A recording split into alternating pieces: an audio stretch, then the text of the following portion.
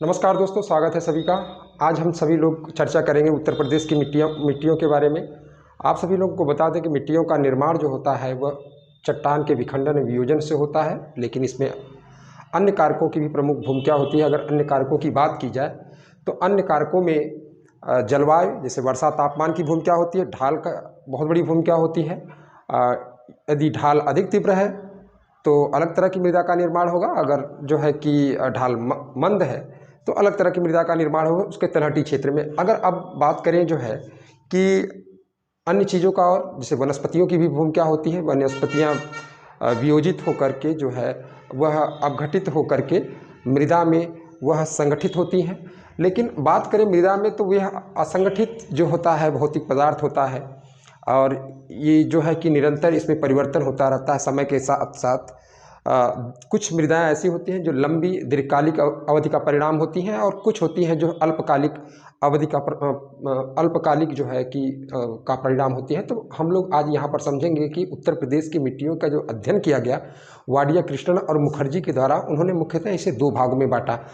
बांटने का आधार उन्होंने जो रखा वो मोटे तौर पर रखा, और उन्होंने कहा कि उत्तर प्रदेश का जो विशाल मैदान है, विशाल मैदान के अंतर्गत जो सामूहिक रूप से जो मिट्टी थी उन्होंने एक को माना, और दूसरा जो है बुंदेलखंडीय क्षेत्र में, जिसको आप रवेदार कह सकते हैं या विंध्यन मिट्टियाँ कह सकते हैं, बुंदेलखंडीय मिट्टी कह सकते हैं, उसको उन्होंने अलग भाग में बांटा।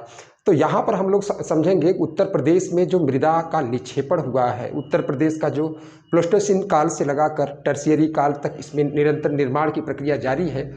आप लोग देखेंगे ये वाला हिस्सा जो है आपको दिखाई दे रहा है, जो बीच वाला, ये जो है कि आपका जलोढ़ मृदा या दोमट, एक तरह से कहा जाए कांप, कछारी, ये सारी मृदाएं आपको इन सब क्षेत्रों में आपको देखने को मिलेंगी। तो अभी इसकी चर्चा अभी हम लोग नहीं करेंगे, ना ही मिट्टी के बारे में। हम लोग भूगोल में जब स्पेशल पढ़ेंगे तो मिट्टियों के बारे में हम लोग समझेंगे किस तरह से किन किन मृदाओं का निर्माण होता है, और किस भौतिक प्रदेशों की भी कितनी भूमिका होती है, और किन किन क्षेत्रों में किस तरह की मृदा पाई जाती है, उसको हम आसानी से पहचान सकते हैं। तो यहाँ पर हम लोग सबसे पहले आते हैं कि अगर पर्वतीय क्षेत्रों की बात करें, जो हमने 8 रूपों में बांटा है, और उत्तर प्रदेश के इन क्षेत्रों में कहाँ कहाँ पर किस तरह की मृदा पाई जाती है, तो हम लोग देखते हैं कि पहले अगर हम जलोढ़ मृदा को ले लेते हैं, जलोढ़ मृदा को ले लेते हैं, तो जलोढ़ मृदा वहीं पर आपको मिलेंगी जहाँ पर गंगा यमुना द्वाब या गंगा द्वाब आपको मिलेगा, वहाँ पर आपको जलोढ़ मृदा ज़्यादा मिलेंगी। तो जलोढ़ मृदा में भी आपको दो तरह की मिलेंगी, एक मिलेगी बांगर जो है मृदा, और एक दूसरी होगी खादर। तो खादर जो है नवीनतम काप होती है, ये नवीन काप होती है, कछारी मृदा होती है। इसमें उपजाऊपन अधिक होता है, क्योंकि इसमें ध्यान रखे रहिएगा पोटास, जीवांश, चूना अधिक पाया जाता है। लेकिन फास्फोरस की कमी होती है, नाइट्रोजन की कमी होती है, फास्फोरस की कमी होती है, और ह्यूमस की कमी होती है। यहाँ पर इसको समझिएगा सभी लोग कि खादर मृदा यद्यपि यह उपजाऊपन अधिक होता है बांगर के सापेक्ष, क्योंकि यह प्राचीनतम काप होता है। काप मतलब कि नदियों के द्वारा जो प्रवाहित या अपवाहित और परिवहन करके लाती हैं जो अपने साथ बलुई मिट्टी को, उसमें दोमट होता है, मटियार मिट्टी होती है, तो उसको वाहित करके लाती है, उसको निक्षेपित कर देती हैं, वो काप हो जाती है। लेकिन काप दो तरह की होती है। अब एक काप ऐसी होती है कि जहाँ पर मतलब प्रत्येक वर्ष जो नदियाँ जो बाढ़ जलप्लावित हो जाती हैं, तो अपने साथ जो परिवहन, मतलब एक तरह से कहा जाए उसके प्रवाहित होने के दौरान उसको ढो करके जो अवसादों को लेकर आई हैं, तो बाढ़ के दौरान या जलप्लावित के दौरान उसको निक्षेपित कर देती हैं। लेकिन जो कांप मृदा होती है, जो काफ़ी ऊंचाई पर होती है, जहाँ पर नदी का जल पहुँच नहीं पाता या बाढ़ का जल पहुँच नहीं पाता, वहाँ पर प्राचीनतम काप होता है। तो वहाँ की मृदा में क्या होता है, वहाँ की मृदा में आपको फास्फोरस और चूना मिलेगा अधिक, एवं चूना अधिक मिलेगा। लेकिन और सभी कमी होती है। इस बांगर मिट्टी में, खादर मिट्टी में उपजाऊपन ज़्यादा होता है, इसमें कम होता है। अब हम लोग बात यहाँ पर करेंगे कि यहाँ का अगर बात करें कि कहाँ पर इस तरह का मिलेगा, तो आप लोग देखिएगा जो हमने मैप में दिखाया है, दर्शाया है, तो आप लोग ये देखिएगा कि यह वाला हिस्सा जो है आपका क्या है, यह गंगा यमुना और गंगा यमुना के साथ साथ राम गंगा, इन सबके दोआब वाले क्षेत्रों में आपको मिलेगा। तो जहाँ पर ऊंचाई अधिक होगा, जहाँ पर ऊंचाई अधिक होगा वहाँ पर जो है कि बांगर जो है आपको बांगर या प्राचीनतम काप कहा जाएगा। तो नवीनतम काप जो होगी वो खादर होगी और प्राचीनतम काप जो होगी वो बांगर होगी।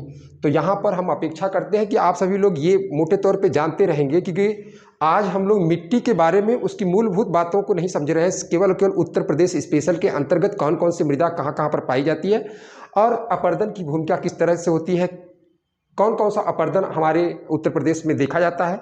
इसके अलावा हम लोग देखेंगे कि बंजर भूमि कहाँ पर ज़्यादा है, इसमें निरंतर सरकार के द्वारा जो प्रयत्न किया जा रहा है उसकी वजह से कम भी हो रहा है, इसको हम लोग समझेंगे। और जो है कि इसके अलावा क्षारीय और लवणीयता मृदा और कुछ अम्लीय मृदा के बारे में भी हम लोग देखेंगे। तो यहाँ पर हम आप सभी लोग को बता देना चाहेंगे, जलोढ़ मृदा की जब बात करेंगे, जलोढ़ मृदा गंगा यमुना द्वाब वाले क्षेत्र में, गंगा यमुना द्वाब और राम गंगा द्वाब में इस तरह की मृदाएं आपको ज़्यादातर मिलेंगी। तो मोटे तौर पे आप लोग इसको बांट दीजिएगा आसानी से। बांगर प्राचीनतम काप मृदा होती है और खादर नवीनतम काप मृदा होती है। बांगर में फास्फोरस और चूने की अधिकता होती है, लेकिन पोटास, नाइट्रोजन, जीवांश, ह्यूमस, इन सब चीज़ की कमी होती है। जबकि खादर में आपको देखने को मिलेगा कि पोटास, जीवांश और चूने की अधिकता होती है, फास्फोरस, नाइट्रोजन और ह्यूमस की कमी होती है। तो यहाँ पर ह्यूमस की कमी होती है, तो इसको तो आप सभी लोग जान लीजिएगा। अब आगे हम लोग देखेंगे कि अगर इन की बात की जाए तो कहाँ पर, तो देखिएगा आप सभी लोग जानते होंगे, हम आगे बताएंगे आपको। गंगा यमुना द्वाब कहाँ पर, आप द्वाब का मतलब दो नदियों के बीच का हिस्सा, उसको द्वाब कहा जाता है। और उन क्षेत्रों में नदियों द्वारा लाए गए जो अवसाद होते हैं वो निक्षेपित करती चली जाती हैं। तो हम देखेंगे तो यहाँ से आपको देखने को मिलेगा आगरा के बगल जो है फर्रुखाबाद, एटा, फतेहपुर, कानपुर, ये सब क्षेत्र, प्रयागराज जो है और मिर्ज़ापुर होते हुए ये सारे क्षेत्र यहाँ से आपको बनारस, और इधर देखेंगे तो ऊपर की तरफ आपको मतलब यहाँ पर जो नदियाँ जो जिनका ढाल भी कम हो जाएगा आपको देखने को मिलेगा, और यहाँ पर जो है कि मृदा निक्षेपित करती चली जाती है। तो अब आगे हम लोग पढ़ेंगे तो पर्वतीय क्षेत्रों के बारे में देखेंगे। पर्वतीय क्षेत्रों में किस किस तरह की मृदा पाई जाती है, पर्वतीय क्षेत्रों पे कहाँ किस तरह की मृदा पाई जाती है। तो आप लोग को बता देना चाहेंगे कि जो शिवालिक पहाड़ी है, जिसकी चर्चा हम कई बार आगे कर चुके हैं, कि जो उत्तर प्रदेश के उत्तरी हिस्से में शिवालिक पहाड़ी आपको देखने को मिलेगी। इस पहाड़ी वाले क्षेत्रों में आपको ये पर्वतीय, एक तरह से कहा जाए, पर्वतीय पहाड़ी नहीं कहा जाएगा, पर्वतीय क्षेत्र कहा जाएगा। तो इस पर्वतीय वाले क्षेत्र में आपको देखने को मिलेगा जो हमने ये छोटे छोटे ये जो इसका संकेत हमने बनाया है प्रतीक के रूप में, तो यहाँ पर आप देखेंगे तो उत्तर प्रदेश के उत्तर पश्चिम हिस्से में ज़्यादा आपको जो है कि पर्वतीय मृदाएं ज़्यादातर मिलेंगी आपको। वहाँ पर बांगर की, भाभर की हम लोग बात करते हैं, भाभर मृदा। तो भाभर मृदा में क्या होता है, बड़े बड़े कंकड़ होते हैं, उन जो कण होते हैं उनके आकार बड़े होते हैं, तो पत्थर होते हैं, तो छिद्र युक्त होते हैं, उसमें नदियाँ विलुप्त होते हैं। उसकी बातें पहले हमने बता दिया है। लेकिन आप लोग आज ये समझ लीजिएगा कि सहारनपुर से लेकर अगर देखा जाए तो इधर की तरफ जब भी हम महाराजगंज, कुशीनगर और इधर की तरफ बढ़ेंगे तो देवरिया की तरफ, तो इसका जो भाभर मृदा का चौड़ाई है कम होती जाएगी। तो आप लोग को पहले भी बताया है, इसके जस्ट बगल में आपको तराई मृदा मिलेगी, जो जस्ट बगल में है। तो भाभर मृदा में देखा जाए तो ज़्यादातर आपको क्या मिलेगा, ज़्यादातर आपको जो है कि इसमें कंकड़ पत्थर मिलेंगे, तो अनुपजाऊ होता है, ना तो खेती हो पाती है उसमें। लेकिन तराई वाले क्षेत्र में अच्छी खासी खेती होती है। क्यों होती है इसमें अच्छी खासी खेती? तराई वाले क्षेत्रों की बात हम लोग करते हैं तो तराई वाले क्षेत्र में आपको क्या देखने को मिलेगा कि इसमें उपजाऊपन अधिक अधिक वजह से धान, गन्ना एवं गेहूं की खेती होती है। यहाँ पर याद रखे रहिएगा सभी लोग। तो हम बात करेंगे कि आखिर तराई वाले क्षेत्र कहाँ आपको मिलेंगे, तराई मृदाएं कहाँ मिलेंगी। तो तराई मृदा की जब बात करेंगे तो आप गोंडा, महाराजगंज, गोरखपुर, बहराइच, ये वाले जो क्षेत्र आपको देखने को मिलेंगे, जो हमने ये दर्शाया है कि किस तरह से आपको यहाँ पर ज़्यादा से ज़्यादा देवरिया है, महाराजगंज है, सिद्धार्थनगर है, गोरखपुर है, गोंडा है, ये वाला जो क्षेत्र है आपको इन क्षेत्रों में आपको इसका विस्तार फैलाव ज़्यादा मिलेगा। और यह उपजाऊपन इसलिए इसमें होता है क्योंकि इसमें जो है उपजाऊपन इसलिए होता है क्योंकि इसमें महीन बालू मिलती है, महीन बालू होता है इसमें। इसके अलावा जो है गाद मिट्टी होती है, गाद मिट्टी होती है। इसमें जीवांश की अधिकता होती है, जीवांश की अधिकता होती है, नमी होती है, पर्याप्त नमी होती है, पर्याप्त नमी होती है। तो ये सारी विशेषताओं को लेकर के इसमें, हाँ एक चीज़ याद रखिए, नाइट्रोजन की कमी इसमें भी होती है। आप लोग देखेंगे उत्तर प्रदेश की ज़्यादातर मृदाओं में नाइट्रोजन की कमी देखने, नाइट्रोजन फास्फोरस की इसमें भी कमी आपको देखने को मिलेगी, फास्फोरस की कमी यहाँ पर भी आपको देखने को मिलेगी। और जो है यहाँ पर आपको गाद मिट्टी, महीन बालू, जीवांश हिस्सा, नम युक्त ज़्यादा होने की वजह से इसका उपजाऊपन अधिक होता है। और यहाँ पर धान, गन्ना, गेहूं की भी खेती होती है। तो अब हम लोग पढ़ेंगे जलोढ़ हो गया, तराई हो गया, पर्वतीय हो गया। लाल और काली मृदा की बात करें तो लाल और काली मृदा आपको कहाँ मिलेगी? देखिए लाल मृदा वहाँ पर मिलेगी जहाँ पर पहाड़ी क्षेत्र हो, पहाड़ी क्षेत्र आप या पठारी क्षेत्र हो। बात करेंगे हम लाल और काली मृदा की बात करेंगे तो आप देखिएगा यहाँ पर सोनभद्र वाला, सोनभद्र, मिर्ज़ापुर और मेजा, जो प्रयागराज का मेजा, करछना, ये वाले क्षेत्रों में आपको ज़्यादातर मिलेगा। इधर की तरफ आप आएंगे तो झांसी की तरफ, झांसी, जालौन, इन सब वाले क्षेत्रों में आपको ज़्यादातर मिलेंगी जो है कि ये मृदा, ये मोटे तौर पे आपको देखने को मिलेंगी। और वहीं मिश्रित और लाल काली मृदा कहाँ पर थी? काली मृदा तो आप सभी लोग जानते हैं जिसको रेगुर या कपास मृदा कहा जाता है। तो वो पठारी वाले क्षेत्र में, और जहाँ पर पहाड़ी और पठारी क्षेत्र दोनों आपस में, तो ये देखेंगे तो इस तरह से आपको जैसे कैमूर की पहाड़ियाँ और सोनाकार की पहाड़ियाँ मिर्ज़ापुर और सोनभद्र में आपको दिखाई देती है, और यहाँ पर पठारी क्षेत्र भी आपको दिखाई देगा। तो इधर वाले क्षेत्र में भी जो है कि लाल और काली मृदा आपको देखने को मिलेगी। और अगर बात करेंगे हम लोग कि लाल और काली मृदा, तो काली लाल, यहाँ पर लाल और काली मृदा और मिश्रित लाल और काली मृदा। तो मिश्रित कब होगी? जब यह लाल और काली मृदा के बाद वाला क्षेत्र आप देखेंगे, जैसे कि आप बात याद भी कर सकते हैं आसानी से कि झांसी है, झांसी के बाद आप देखेंगे तो बांदा वाला, चित्रकूट वाला जो है क्षेत्र, ये वाले क्षेत्र, और प्रयागराज वाला थोड़ा बहुत क्षेत्र ये भी है, और मिर्ज़ापुर का। और यहाँ पर आप देखेंगे तो ये सोनभद्र वाला क्षेत्र भी आपको देखने को मिलेगा। तो इस तरह की मृदा, माने जहाँ पर भी पहाड़ी क्षेत्र होगा तो वहाँ पर लाल मृदा होंगी, क्योंकि पहाड़ी वाले क्षेत्र को हम समझाएंगे भूगोल में किस तरह से वहाँ पर, कहाँ पर किस तरह से पाई जाती है, क्यों लाल मृदा वहाँ पर पाई जाती है। लेकिन अगर बात करें हम पठारी वाला क्षेत्र होगा, तो पठारी वाले क्षेत्र का निर्माण आप सभी लोग जानते हैं कि जो हमारा बुंदेलखंडीय पठारी क्षेत्र है, यह प्रायद्वीपीय पठारी का उत्तरी हिस्सा है। तो ये इसके विघटन और वियोजन की वजह से जो है कि इसका निर्माण हुआ है, काली मृदा का यहाँ पर आपको देखने को मिलेगा। अब बात करेंगे हम मध्यम काली मृदा। तो मध्यम काली मृदा एक तरह से कहा जाए वहाँ पर होगा जहाँ पर गंगा यमुना का अवसाद होगा, और उसके साथ साथ काली मृदा का भी वहाँ पर विस्तार धीरे धीरे फैलता चला जाएगा। तो यहाँ पर हम देखेंगे तो आपको हमीरपुर, जालौन, कानपुर और इधर की तरफ वाले क्षेत्रों में आपको देखते, फतेहपुर, इलाहाबाद, मिर्ज़ापुर वाले क्षेत्रों में ये देखने को मिलेगा। कैल्शियम युक्त मृदाएँ जो होंगी, कैल्शियम युक्त मृदाएँ वहाँ पर होंगी जहाँ पर मरुस्थलीय क्षेत्र होगा। मरुस्थलीय क्षेत्र की बात करें तो आगरा, झांसी, आगरा, इटावा, आपका मथुरा, ये वाला जो क्षेत्र है, क्योंकि इधर वाला जो क्षेत्र है यहाँ पर आपको जो है कि अधिक जो है कि कैल्शियम युक्त मृदाएँ मिलेंगी, और लाल और बलुई मृदा वहाँ पर मिलेगी। ये यहाँ पर जैसे कि अगर हम बात करें तो इटावा की तरफ, इटावा से आगरा, मथुरा, और ये कुछ हमीरपुर, जालौन, झांसी, औरैया, इन सब वाले क्षेत्रों में, झांसी, ललितपुर, थोड़ा इन सब क्षेत्रों में इनका भिन्न भिन्न जगहों पर इसका विस्तार देखने को मिलता है। तो हम लोग देखें कि कहाँ कहाँ पर किस तरह की मृदा का विस्तार देखने को मिलता है। आपसे यूपी में स्पेशल में मुख्यतः पूछा जाता है जो वह कौन सी मृदा का नाम क्या है। तो आप लोगों को बता दें कि जो बुंदेलखंडीय क्षेत्र में, यानी कि जहाँ पर विंध्य श्रेणी है या बुंदेलखंडीय पठारी क्षेत्र है, वहाँ पर जो मृदाएँ होते हैं उसको परवा माड कहा जाता है। परवा और माड कहा जाता है। वो लाल और काली मृदाओं का मिश्रण होता है।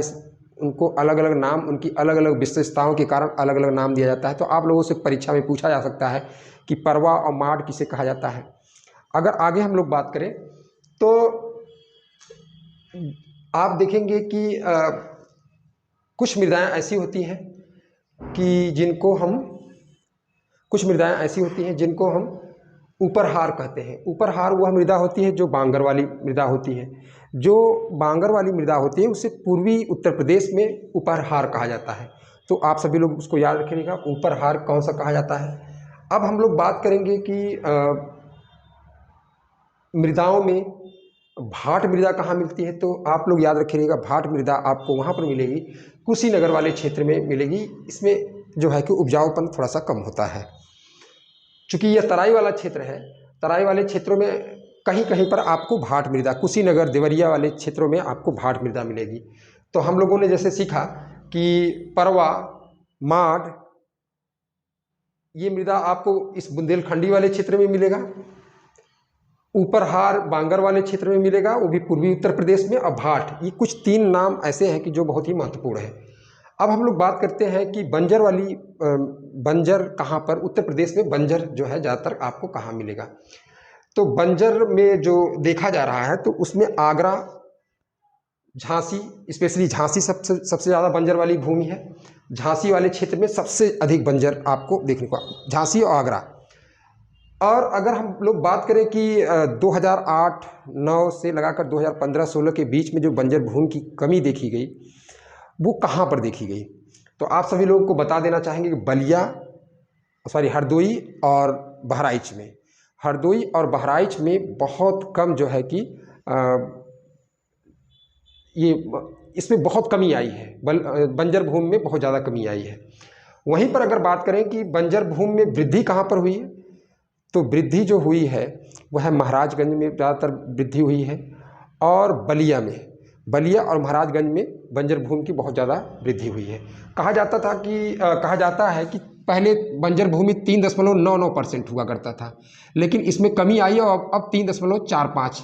ये आंकड़े जो है ये 2008-9 के आंकड़े हैं और ये 2015-16 के आंकड़े हैं। तो इसमें परिवर्तन देखा जा रहा है कि सरकार के प्रयास के द्वारा बंजर भूमि में निरंतर कमी आती जा रही है। अब अगर हम लोग बात करेंगे कि अगर इन सब चीज़ों की बात अगर कर लें, आगे हम लोग बढ़े कि जो क्षारीय और लवणीयता वाली युक्त जो मृदाएं होती हैं वो कहाँ पर देखने को मिलेंगी। तो क्षारीय और लवणीयता वाली मृदा, यहाँ से आप लोग बढ़ेंगे एटा, फतेहपुर, जालौन, औरैया, कानपुर, लखनऊ, सुल्तानपुर का कुछ क्षेत्र है, और जौनपुर, आजमगढ़, मऊ, ये वाले जो क्षेत्र हैं आपको यहाँ पर लवणीयता और क्षारीय वाली रेह युक्त क्षारीय मृदा आपको ज़्यादातर देखने को मिलेगी। तो रायबरेली, हाँ स्पेशली रायबरेली की बात की जाए जहाँ पर सबसे अधिक क्षारीय मृदा पाई जाती है, तो क्षारीय मृदा सबसे अधिक रायबरेली में, वहाँ यह वहीं पर होता है जहाँ पर जल प्लावित ज़्यादा होता है। तो क्षारीयता लवणीयता बढ़ जाती है। और क्षारीयता जब किसी भी मृदा में होती है तो उसके उपचार के लिए कई प्रयास किए जाते हैं। फसल चक्र में परिवर्तन किया जाता है, इसके साथ साथ जो है कि जिप्सम का प्रयोग किया जाता है ताकि जो है कि वह उसकी क्षारीयता लवणीयता कम हो सके।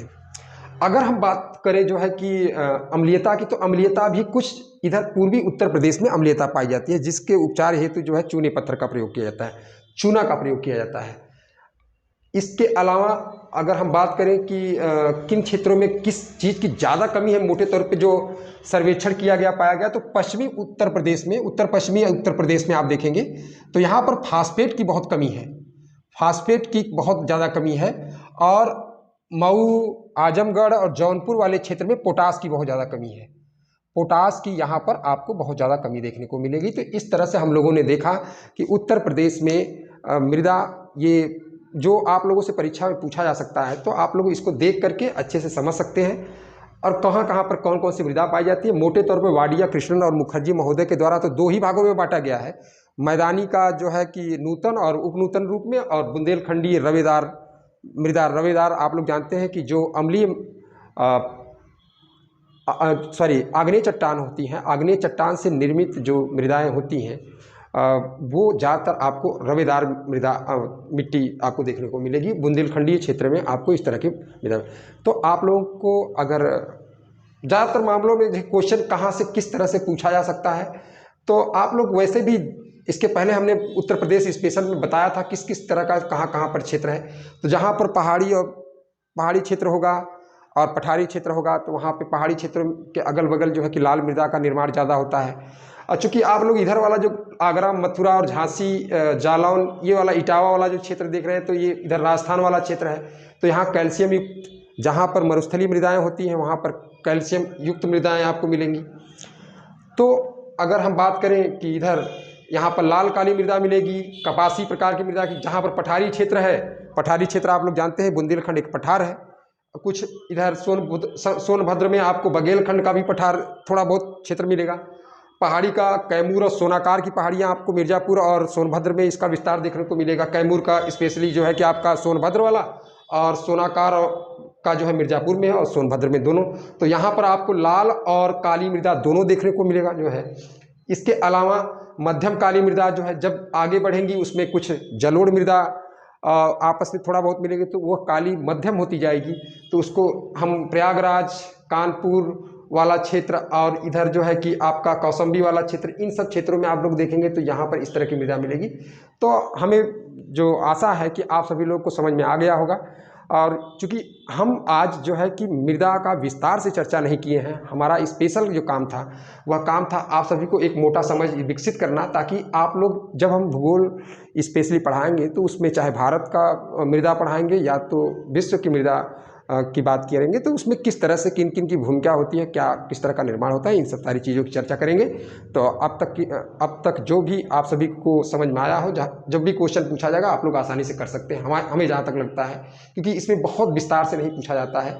और जैसे हमने बताया कि कुछ चीज़ों को आप लोग स्पेशली याद किए रहेगा, जैसे बंजर भूमि सबसे ज़्यादा कहाँ पर पाई जाती है, तो बंजर भूमि जो है कि सबसे ज़्यादा आगरा और झांसी वाले क्षेत्र में।